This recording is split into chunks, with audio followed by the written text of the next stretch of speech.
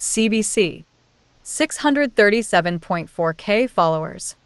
Mexican state that was epicenter of violence remains in code red after death of cartel boss. Story by CBC/Radio Canada. À 12 heures. For Minute Read. The Mexican state of Jalisco will remain under a code red Monday, with public transport and schools remaining closed, its governor said Sunday. The announcement follows a day of violence in the coastal city of Puerto Vallarta in the wake of a government announcement that the head of one of the country's most powerful crime groups was dead. Smoke from burning vehicles blackened the sky in Puerto Vallarta, a popular tourist destination on the Pacific coast.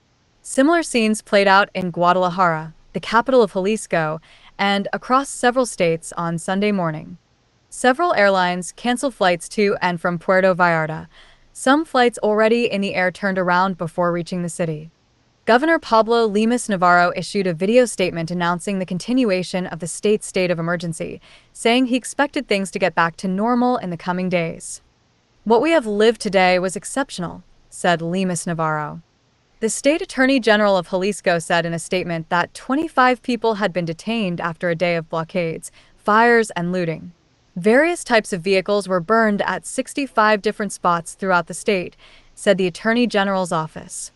The mass violence flared as federal authorities announced they had launched a special forces operation to capture Nemesio Oseguera Cervantes, known as El Mencho, the leader of the Jalisco New Generation Cartel, CJNG. Oseguera Cervantes was wounded in a clash with federal authorities and died from his injuries while en route to Mexico City, the Secretariat of National Defense said in a statement. The operation was initially launched in the municipality of Tapalpa, which sits roughly 300 kilometers southeast of Puerto Vallarta. The National Defense Secretariat said that 4 people belonging to the CJNG were killed during the operation and 3 cartel members were wounded, including El Mencho, but all died during transport. 2 people were also detained, said the Secretariat. Violence has also been reported in the states of Michoacan, Guanajuato, Querétaro, Tamaulipas, Zacatecas, and San Luis Potosí.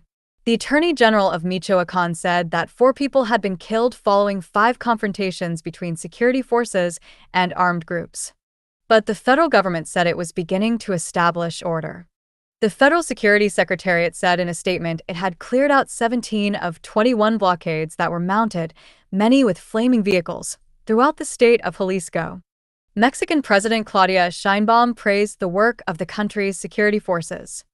In most of the national territory, activities continue to unfold in total normalcy, Sheinbaum said in a statement. Gladys McCormick, an associate professor of Latin American history at University of Syracuse, said that the death of El Mencho may trigger a much wider onslaught of violence.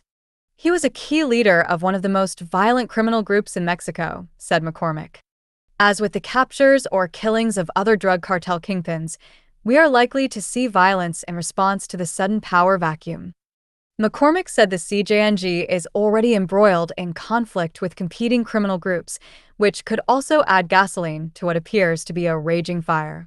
Foreign Affairs Minister Anita Anand said in a statement that Canada was deeply alarmed by reports of violence and that the federal government was closely monitoring the serious and rapidly evolving security situation. Global Affairs Canada also updated its travel advisory for Puerto Vallarta and other parts of the state of Jalisco. It says there is a shelter-in-place order in Puerto Vallarta and that all taxi and rideshare services are suspended. All Canadians in Jalisco are advised to keep a low profile, monitor media, and follow the orders of local authorities. There are currently 18,703 Canadians registered as being in Mexico, including 4,672 in Jalisco State, according to Global Affairs Canada's registration of Canadians Abroad Service. Canadian Airlines cancel flights. Toronto resident Tim Spencer, 39, who is vacationing in Puerto Vallarta, said fires started flaring in the city early in the morning. He said he went up to the roof of the Villa Divina Hotel and saw corner stores and cars in flames. "Everything's just covered in smoke here at the moment," he said. "Gray and smoggy everywhere, and the smell, it's just like that electrical fuel, gross fire smell."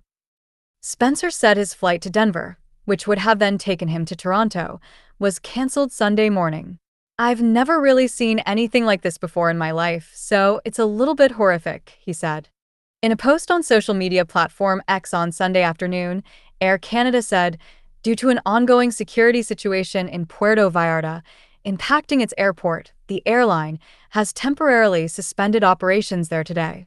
We are monitoring the situation and in contact with local authorities who are working to resolve the issue. Flights to Puerto Vallarta from Vancouver on WestJet, Porter, and Flair Airlines were also canceled. Sponsored. Sponsored. Sponsored content. Temu. Get it before it's gone.